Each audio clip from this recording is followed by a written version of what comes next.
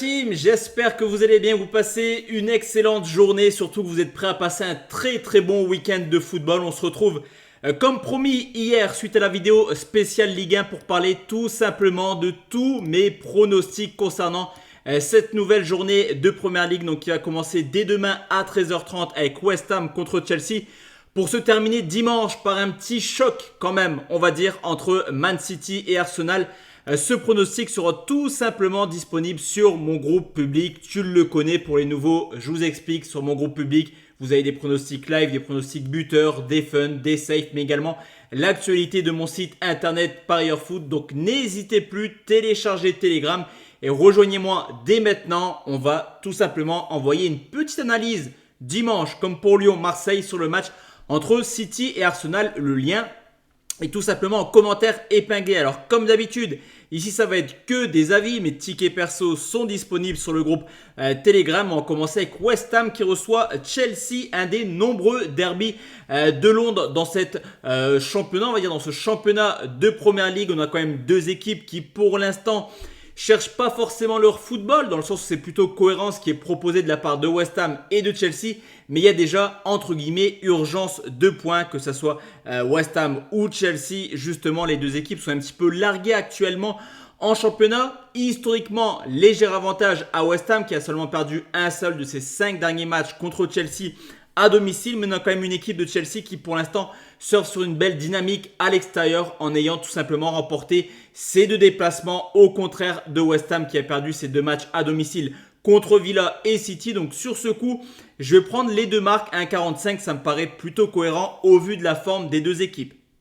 Aston Villa qui affronte Wolverhampton, vainqueur en Ligue des Champions contre les Young Boys de Berne. Villa confirme son très beau début de saison. Pour l'instant, tout se passe bien en championnat. 3 victoires en 4 matchs, une seule petite défaite contre Arsenal. Alors on l'a vu l'an passé, on le revoit en ce début de saison vu sa victoire contre Everton. Cette équipe de Villa elle est quand même très à l'aise à domicile, au contraire de Wolverhampton. On va y revenir par la suite, mais comme Everton, pour moi, c'est deux équipes qui jouent clairement avec le feu depuis maintenant quelques années. Et je pense que cette année, c'est la bonne pour Wolverhampton qui pour moi est un favori à la descente. À côté de ça, on le sait, Aston Villa, s'ils veulent retourner en Ligue des Champions l'an prochain, ça passe obligatoirement par de très belles performances à domicile. Ça tombe bien, ils sont à l'aise et plutôt en forme. Donc victoire de Villa côté à 1,53. Fulham qui reçoit Newcastle, début de saison plutôt cohérent pour leurs deux clubs dans les objectifs qui leur sont fixés, c'est-à-dire le maintien pour Fulham, l'Europe du côté de Newcastle. Fulham, c'est pas forcément l'équipe la plus prolifique de Première Ligue. Je te l'accorde, c'est l'une des plus mauvaises d'ailleurs avec une moyenne de 2 buts par match. Mais ça reste une équipe ultra efficace qui marque régulièrement. Dans 3 de ses 4 matchs de Première Ligue, Fulham a déjà marqué. Du côté de Newcastle, c'est un peu pareil. C'est pas forcément l'équipe qui a marqué 5-6 buts dans ses matchs en début de saison. Mais là aussi, il y a du potentiel offensif. Honnêtement, en gros fun, le score de 1 but partout se tente. Je pense que le match nul est une possibilité dans cette rencontre. Mais en termes de pronostic, pour vous proposer un petit conseil dans cette rencontre, je vais prendre les deux marques à 1,52 comme pour West Ham Chelsea. Ça me paraît être la meilleure opportunité.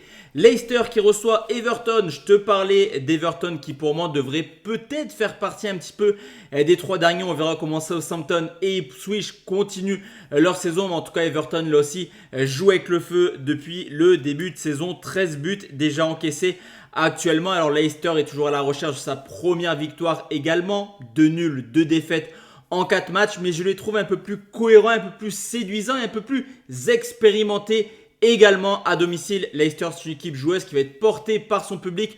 Au contraire d'Everton qui là, comme je te l'ai dit, reste déjà sur 4 défaites. Vraiment, c'est un début de saison catastrophique pour les Toffees.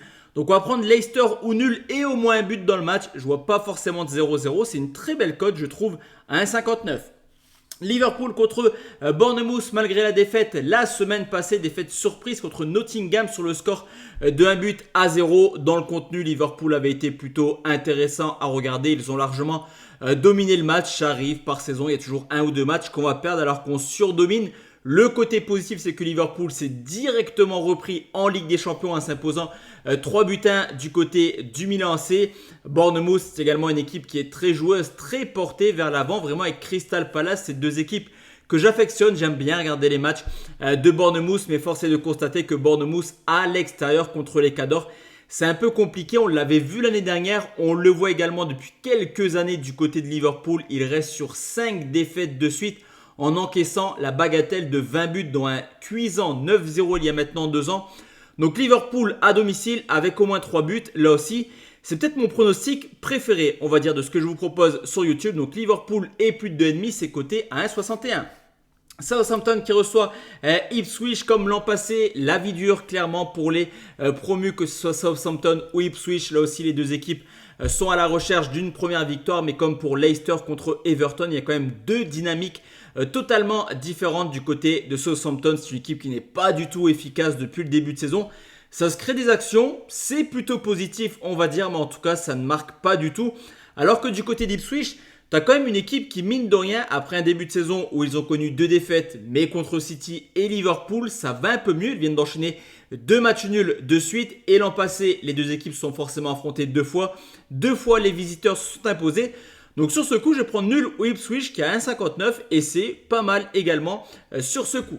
On enchaîne avec Tottenham qui reçoit Brentford, une équipe de Tottenham capable du meilleur comme du pire. Je vous apprends rien, ça fait maintenant quelques saisons que les Spurs fonctionnent comme cela. À domicile, ça reste quand même une valeur sûre, mais ça reste également une équipe qui peut craquer à n'importe quel moment. Et pourquoi pas Brentford? Pourquoi pas Brentford venir faire un coup du côté de Tottenham? On l'a vu également l'année dernière. Brentford, c'est une équipe qui perd souvent contre les cadors.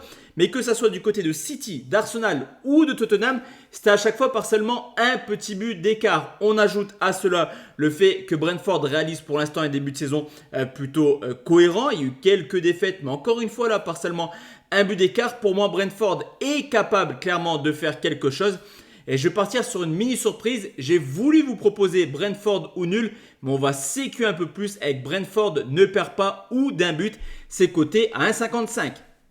Il reste 2 matchs, messieurs dames, on va parler de Crystal Palace qui reçoit Manchester United, défait lourdement 4-0 l'an passé du côté de Palace. Forcément, Manchester aura à cœur de se racheter, mais il faut se rendre à l'évidence, cette équipe de Manchester, c'est top 10 et pas plus. Ça va être compliqué pour eux, encore une fois, d'aller chercher une place de Ligue des Champions en fin de saison. À côté de ça, Crystal Palace qui a perdu Olysée lors de l'intersaison, qui réalise pour l'instant un beau début de saison quand même avec le Bayern Munich, a comblé numériquement avec l'arrivée de Nketiah. Alors faudra prendre du temps pour qu'il se mette un petit peu dans le moule de Palace, mais avec Mateta qui a déjà marqué 2 buts, on pourrait à nouveau avoir une défaite de Manchester du côté de Palace. Cependant, offensivement, il y a du talent. J'ai failli partir sur les 2 marques, mais avec Manchester, on n'est jamais à l'abri.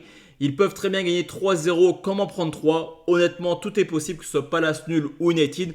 On va juste partir sur un plus de 2,5 sur ce coup, c'est coté 1,55. Et enfin, la dernière rencontre, c'est Brighton qui reçoit Nottingham, une équipe de Nottingham qui a fait un grand coup la semaine passée, comme je te l'ai dit, en s'imposant du côté de Liverpool, ce qui confirme un très bon début de saison de la part de Nottingham Forest, qui n'a toujours pas perdu en première ligue. D'ailleurs, les deux équipes ont exactement le même bilan, c'est-à-dire 2 victoires, 2 nuls pour 0 défaite. Brighton à domicile, c'est une valeur sûre. Et comme je te l'ai dit, la victoire de Nottingham, c'est clairement un hold-up. Donc au mieux pour moi, ils iront chercher le point du match nul du côté de Brighton. Et ça va être mon pronostic sécurisé, nul remboursé, si Brighton s'est coté à 1,63.